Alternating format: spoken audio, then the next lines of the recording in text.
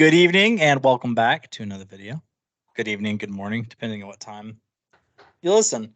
It's 12:30 midnight where we are here, so it can be whatever you want it to be. So we are going to break down for you Titans versus Jags and give our unexpert opinion on how we think the game's going to go.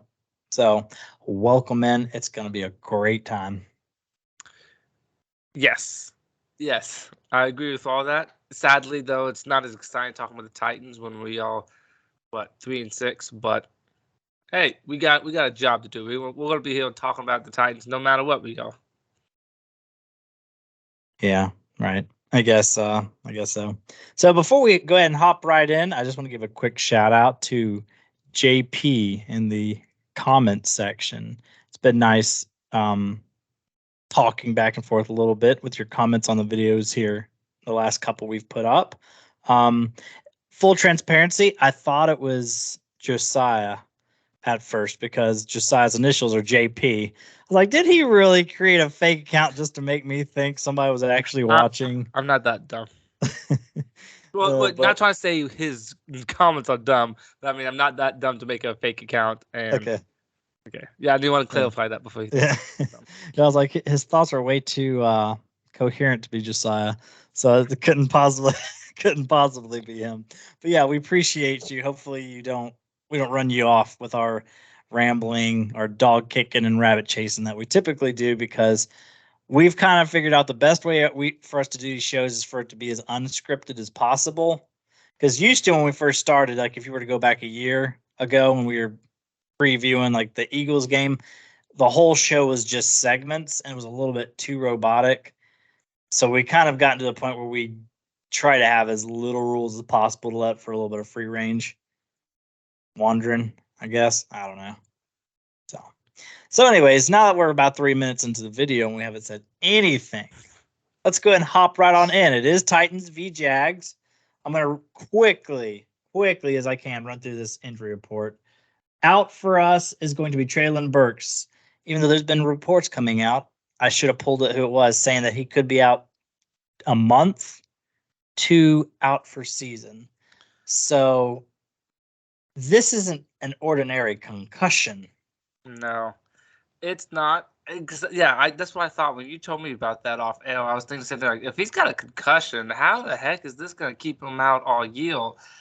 Either there's something else to it, or this is one bad concussion he's got. And you want him to get well, so this is going to sound insensitive when I say this, but boy, has this guy been a letdown and a bust. Near as good as AJ Brown. But at this point, I wouldn't even take an A.J. Brown. I would just take a decent receiver.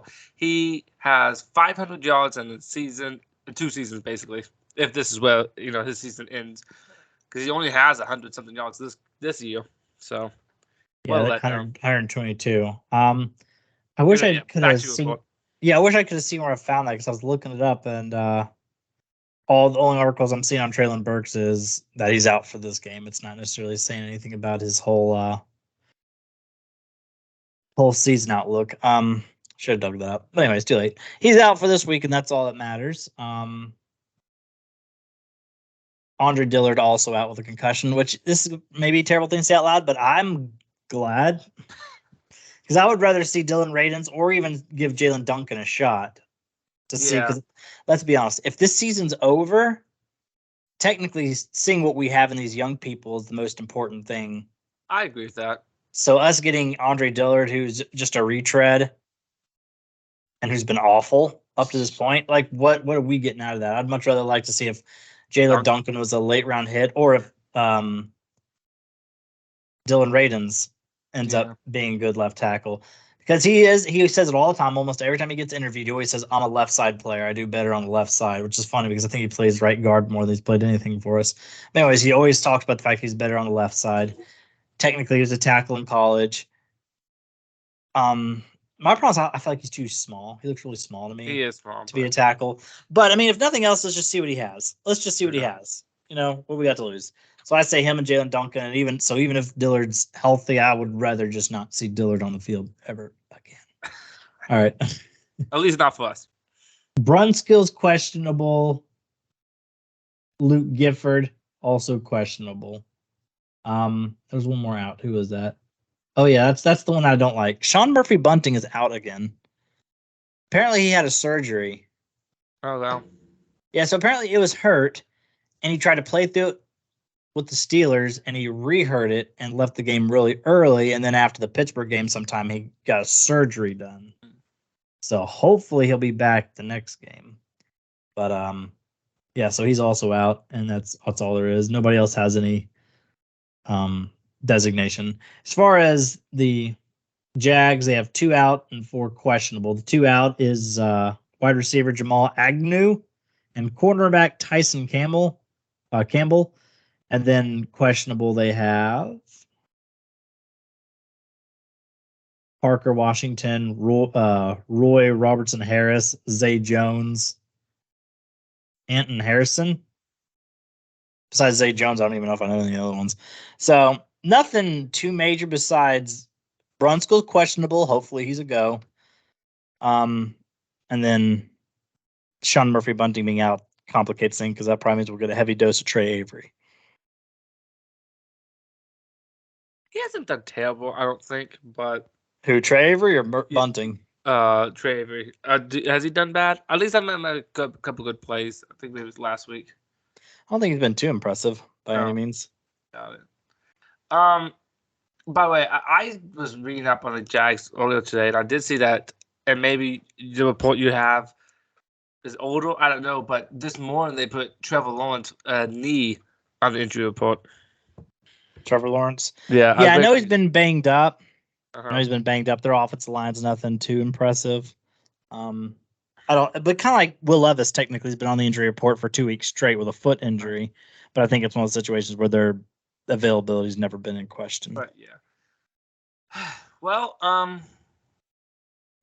I would say, I think, like you said this only when you was going off of the injury reports, is that, before that actually, but I think this is time now for us to see what we have in young people. So sometimes a veteran maybe being hurt or not playing is not the worst thing in the world. Like, for instance, on this offensive line of ours, I would rather play Duncan. What's his name? Tackle? Jalen Duncan. Yeah, because he's a rookie. And I think Radens, we've had him for a while. And so maybe he is a surprise good left tackle, but I doubt it. So that's not, to me, if I was the coach, I would put Duncan in. Let's see what he has. If he fails, so what? We'll lose 3-7. If he does well, good. Maybe that's a future move we can have next year. So I right now, I'm all about going young if we can. You know what I mean? Obviously, I'm not going to just completely bench people just to put young people in. I'm not going that far, but if someone's hot, like Dillard, why not give Duncan a chance? Yeah. I mean, I agree. If there's somebody, like technically, as much as you hate it, Andre Dillard's the starter. So Radens and Duncan are both backups. So would you rather see, a backup that you've seen before because this is his 3rd year in the league, or would you rather see a rookie? So yeah, exactly. I'd rather see what the rookie's got. If nothing else, he looks the part more. Yeah. He's a pretty big feller. But we'll see how that goes. It probably doesn't matter because we'll probably be terrible on the offensive line.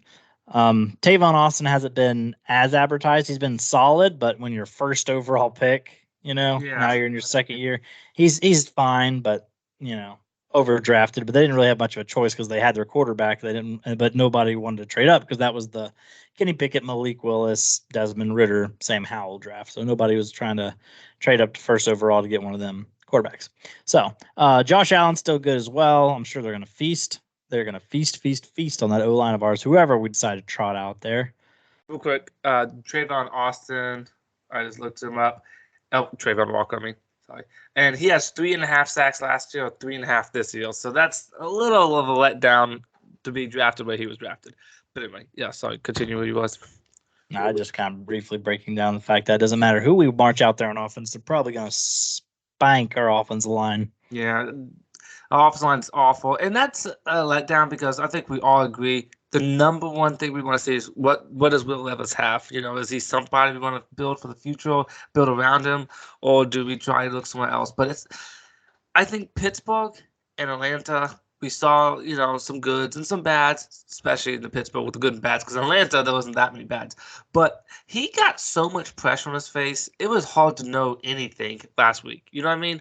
Now, granted, you and I both said, though, there was some bads, though. He had too many balls sitting off of defender hands, But he still, the pressure he had to face was ridiculous. Ridiculous.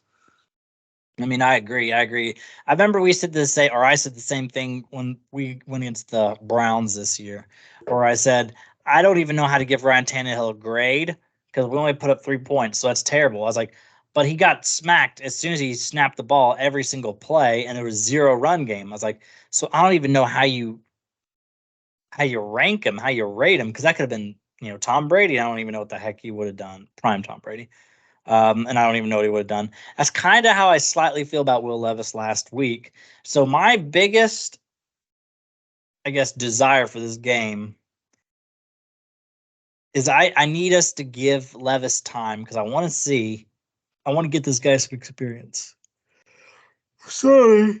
I just drank a cup of coffee right before this video started. And it's not working. So sorry. Yeah. So hopefully we can give Will Levis some time here. I would like to see what he has. What sucks though is I don't really like the receiving core he's thrown to. Besides Hopkins, Hopkins has been good for us, but NWI, he is what he is. He has some good games, he has some bad games, but we know what he is. He's not a second, he's not a first, he's the third at best, and that's fine. But we know Hopkins what he is, but he's not a future move. We'll probably have him next year, maybe, and that's it. So we need to get ourselves a true number 1 and 2, regardless who our quarterback is, if it's Will Levis or someone else. But I do feel sorry for Will Levis. Like, it's hard to measure him with this offensive line and Hopkins, and that's about it. Because even Chig, tight ends, we're not getting anything from tight ends really this season either. No, we're not. But I will say Kyle Phillips has been looking pretty solid last couple weeks. Technically, he's been the leading receiver in yards the last 2 weeks in a row. Gotcha. Yeah, he has been actually. So he's been coming on pretty good. To bring this, a little bit more back to a Jaguars versus Titans thing is, I looked it up. Jaguars passing defense has actually not been great this year, but they have the 5th overall rush defense. So kind of similar to what we faced in Tampa Bay. But what was sad is the Bucs was supposed to be not very good against the pass, but they did well on us. We couldn't throw it at all because of we couldn't protect Will Levis. I was gonna say because the pass rush made him throw early, throw errant, throw whatever. So when I'm scared, that's gonna be the case again. I mean, it could very well be because last week very similar defense numbers wise, and we put up 6 points, so that wasn't ideal. And and the problem is this running attack does nothing to help Will Levis out. No, it doesn't. It doesn't. And again, we're going against a top 5 rushing defense. So that's. And he ran for 20 yards last week. Yeah, that's pathetic. That's pathetic. Offensively, I looked up the Jaguars, and it's funny. They're kind of average, and it's not what you would think with Doug Peterson as a head coach, who's an offensive guy, with Trevor Lawrence, who I like, but Trevor Lawrence is 9 touchdowns, 6 picks. That's average. But the running attack and passing attack is 15th or 15th. So kind of average. But the thing is, I think to beat us, average would probably get the job done because I don't know if we're going to score that many points. No, if I'm being honest with you, I would have been given the slight favor to the Jags if you would have asked me this a week ago before we played the Bucs. But I just never thought we would lose to the Bucs. And not only did we lose to the Bucs, but we lost comfortably. What was it, 20-6? Yeah, we got the score. Honestly, even could have didn't say how bad we got beat. I thought we got beat pretty good, and we only lost. I think by 2 touchdowns. Yeah, because I think once they hit 20, they're just like, we don't have to worry. We're just gonna run, punt it away, and not really care. So ever since, and I never get this way. You're like this way basically your whole Tennessee Titans life, but I'm not this way. But when something about that loss last week, it just hit me. It just hit me where I'm just like, we're awful. That was awful. We couldn't run. We couldn't throw. We couldn't stop the run. We couldn't stop the pass. We couldn't X-play touchdowns. Nick Folk misses his first field goal. Ryan Stonehouse punts it out of the back of the end zone when we were punting it at like the 50-yard line. He just punts it out of the back of the end zone, 0 touch. And I'm just like, our whole team just was awful. Okay. And they got to do something to get some excitement back in my heart, because right now I don't want to say my heart's leaving, and obviously I'm a Titans fan through and through. I'll continue making preview and post game videos, and I will absolutely have my eyes glued, and I'll be hooping and hollering and all excited every Sunday that we play. But mercy darn, they are really just making it hard to watch. Yeah, because you have to ask, 9 games into it, what do we do well? Offensively, defensively?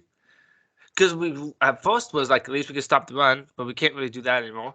Offensively, we can't run or throw. So seriously, besides Nick Folk, he did miss one, but he's still good. Okay, we could kick. Actually, our kicking game's good because we got a good punter. We have a good kicker and a punter. That's it. Yay! That's it.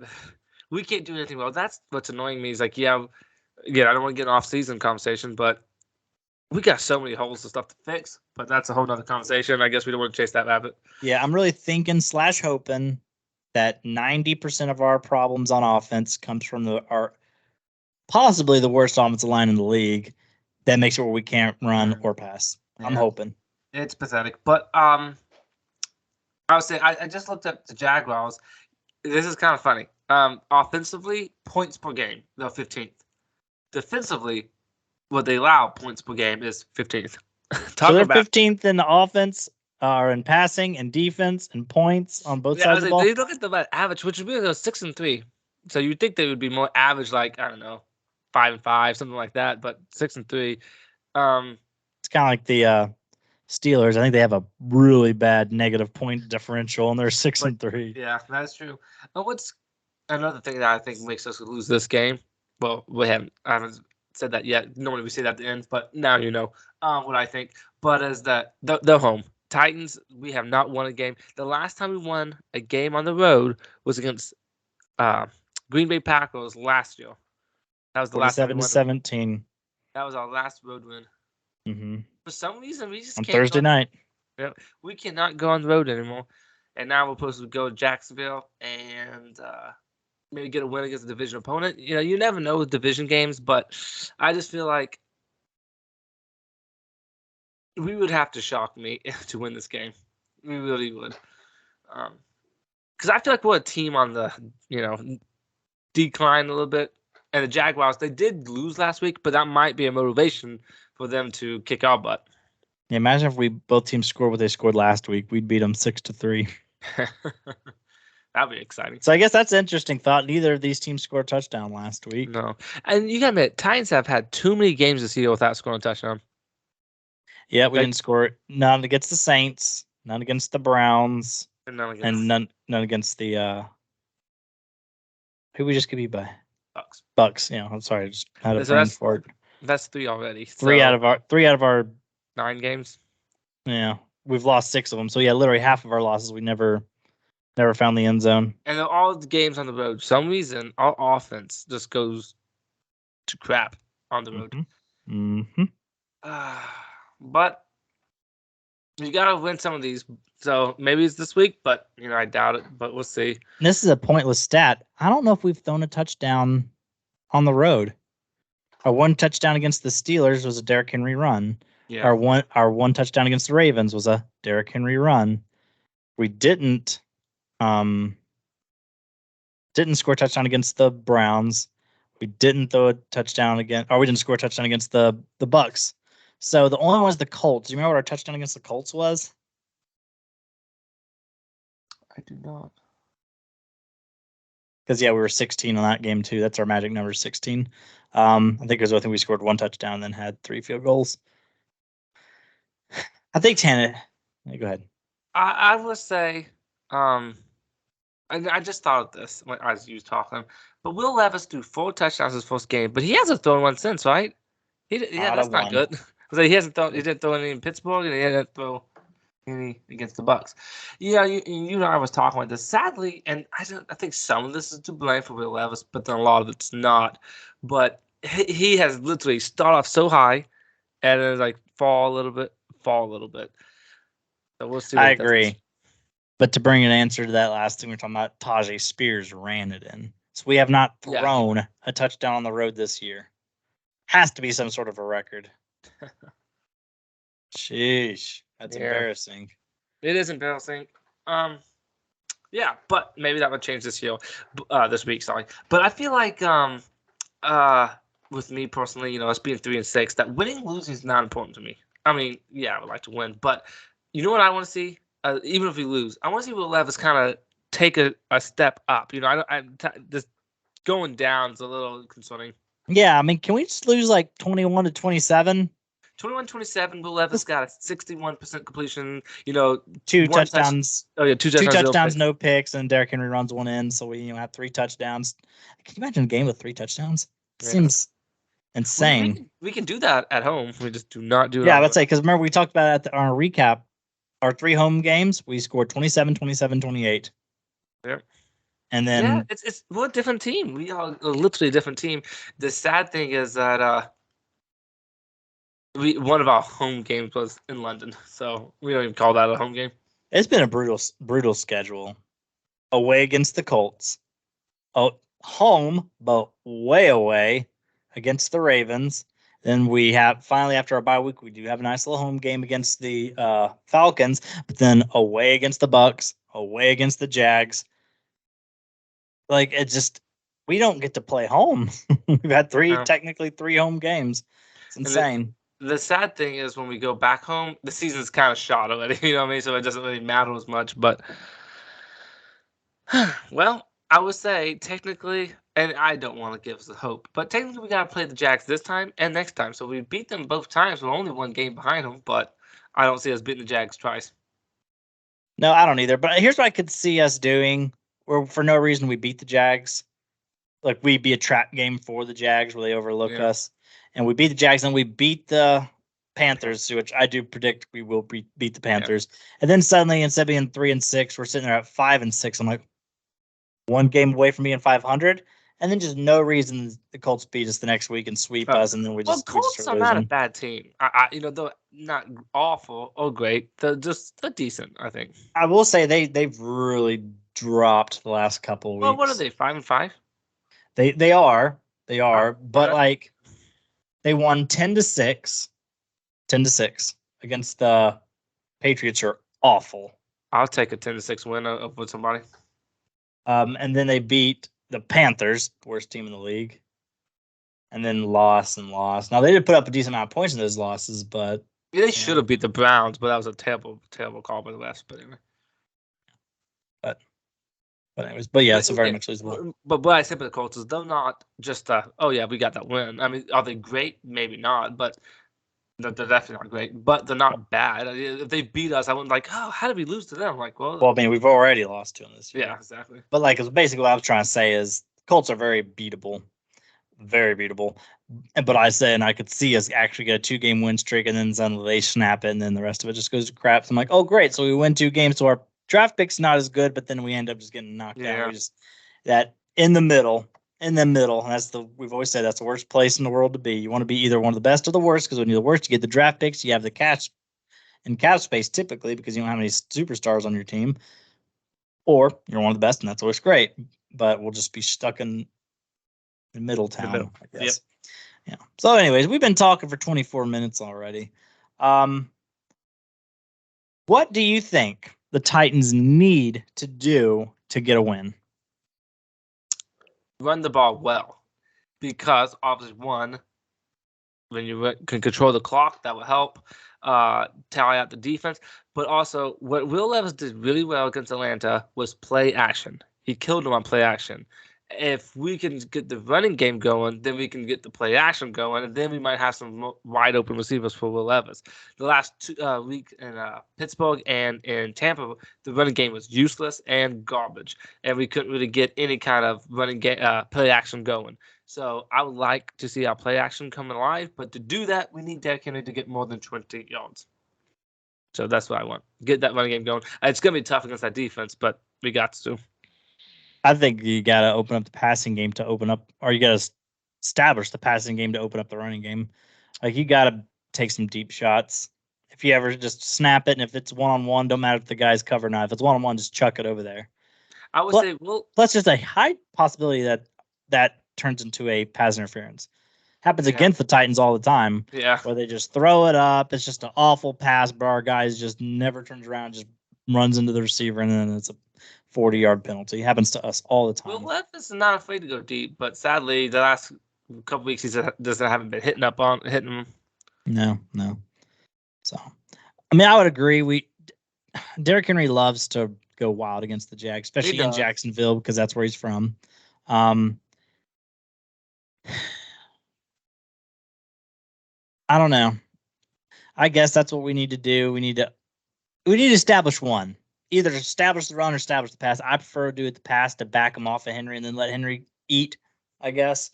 But we got to establish one to get the other one going. Because the whole just run, when they're expecting the run, you just run it, and then you run it, and then you pass. Then suddenly that's not open up either one. You know what I'm saying? Yeah. You're not establishing either one.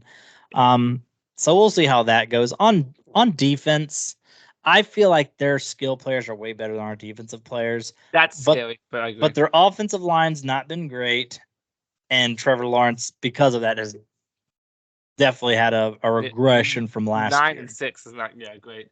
The thing is, somebody they've been using well and who's been pretty good is T.E. Jr. So we got to make sure we keep an eye on him. I can see him catching a lot of those underneath passes and going crazy on us because we like to let those get open. Yeah, Travis Etienne. Yeah, I didn't know how to pronounce his last name. So. I think it's Etienne. Yeah. Yeah. He's been good, and like, I'm just thinking Calvin Ridley's quick. Yeah. Christian Kirk is quick. I'll say the one thing I do like is Trevor Lawrence is not known to be a running quarterback anyway, but he's got a knee, hurting him. So maybe that means he'll be a little more stationary. So maybe if we can get back, though, we can actually bring him down. So we shall see about that. We shall see about that. Yeah. Arden Key said this week in an interview, who played for the Jags last year, saying that the way to beat Trevor Lawrence is take away his first read because he panics if you take away his first read. And I'm like, oh, nice. That's pretty neat. Like, cooked him. I'll say this, though, before you start talking, you need to do something because he's kind of disappeared on us. I agree. He technically should have had 2.5 sacks in week 1. It only got credited for a sack and a half because remember there's that strip fumble he did against Carr that they called incomplete pass. So that should have been 2.5 sacks. We're like, oh my gosh, we got to steal, only paying this guy $7 million a year, and he has not had a single sack and very few pressures since then. It's kind of frustrating. Yeah, he just disappeared on us. I don't get that, but hopefully we can get him or someone going and getting in Trevor Lawrence's face. Now, this is something we'll talk about at the end of the season. Biggest surprises, biggest, disappointments and all that. Yeah. But at this point, unless something changes, I'm going to tell you right now, our biggest disappointment is the pass rush, because we knew the O-line was probably going to be bad. We knew the cornerbacks were probably going to be bad. And we honestly knew the wide receivers, minus Hopkins, could very well be bad. But this pass rush is what was supposed to keep us in every game. And we have names, Harold Landry, Jeffrey Money. Simmons, money too. Autry, they're supposed to be having some talent here, and then it's been a letdown. The season that Vic Beasley had 16 sacks, but basically no pressures or hurries. Exactly. I feel like that is everybody on our team, because Simmons got a decent amount of sacks. I agree with what Autry got a decent amount of sacks. Landry got a decent amount of sacks. There's all 3 of those could hit 10 sacks this year. All 3 of them.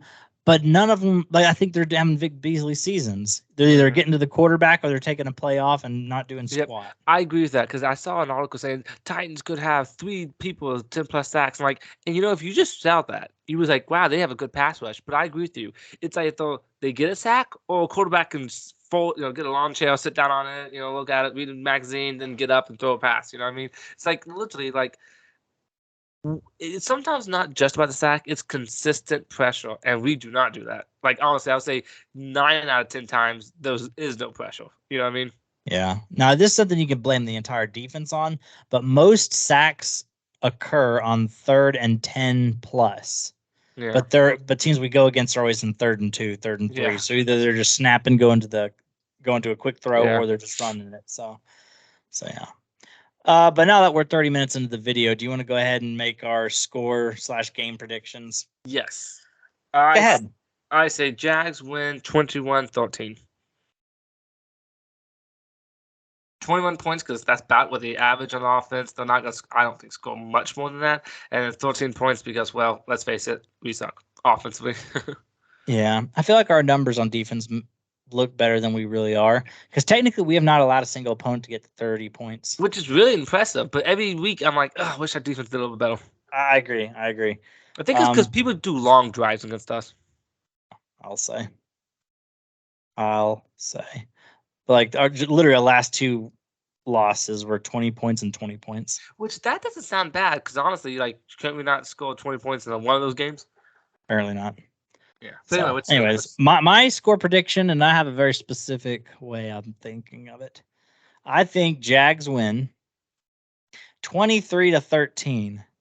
But here's the thing. 21-13. Yeah, go ahead. Yeah, 23-13. And here's how the whole situation is going to be. They're up 20-13. So we're 7 points behind them. They get the ball with 5 minutes left. We can stop them. Then we'll get one chance to go down there and tie it.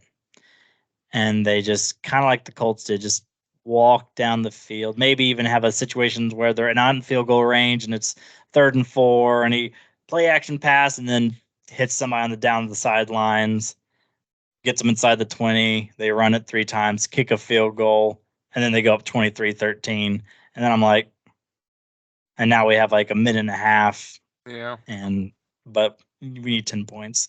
So I think it's one of the situations the defense is going to play well. It's going to be close, a nail biter, because division games, crazy things happen in division games. It's going to be close. It's going to be a division, or I say it's going to be a division game. Of course, it's a division game. It's going to be close. It's going to be a nail biter. We're going to love it. Everybody's into it. And then that same thing happened against the Saints, where we just one more stop against the Saints, just one more stop against the Colts, and we just never get it. Like, our defense plays decent the whole day, but that last time we just need one more chance. And then we kind of did that in Pittsburgh too. Technically, yeah, we kind of did, but then they made up for it. Yes, we did. Because the play that Traylon Burks got knocked out, we thought that was the game. Yeah, but we got the ball. Because that was 4th down, but yeah, then they just did 3 and out, and I think they only went backwards, actually. Yeah. And then they actually punted it, and we actually got one more chance, but that's true. Yeah, so that's my prediction. All right. So 23-13, and I got 21-13. Gotcha. Yeah. Well, that's ending on a happy note. Yeah, I mean, listen, I will pick us to win next week. I'll tell you that right now. Yeah. But if we lose today, or tomorrow, Sunday. This is Friday. I guess it's Saturday morning, technically. So I guess it is tomorrow we play. But if we lose, like I assume we will, I'll pick us to beat the Panthers, and then I'll probably pick against us the rest of the season. Probably. We shall see. But yeah, I'd probably agree with you. I have to look at the schedule. But I mean, got Dolphins, Seahawks, Jags. Yeah, so when you say stuff like that, I'm like, oh, wait, yeah, I don't even need to get hope. Because I'm still thinking, well, technically we control our destiny if we beat the Jags twice. But yeah, Seahawks, Dolphins. I mean, technically, yeah, we have 6 wins or loses. I mean, we could win out and be 11-6 and then feel like idiots for saying, oh, we're trying to tank the season and everything. But we haven't won 2 games back-to-back in a year because we beat the Broncos and then the Packers the next week. Yeah. So... stupid. But anyways, I guess that's all we got. Hopefully you all get to leave feeling encouraged and excited and ready to go and root on these Titans against the Jaguars. We'll see what happens. Like I said, it could be closer than a lot of people think, because when you see a 6-3 going against a 3-6, you just naturally assume, yeah, blowout. But we could be a trap game for them. It's a division game. We'll see what happens. And we will be sure to recap the game Sunday evening for you. And got anything you want to say in closing? Nope. I think we covered it. All right. Tighten up. And we'll see you Sunday night. Peace.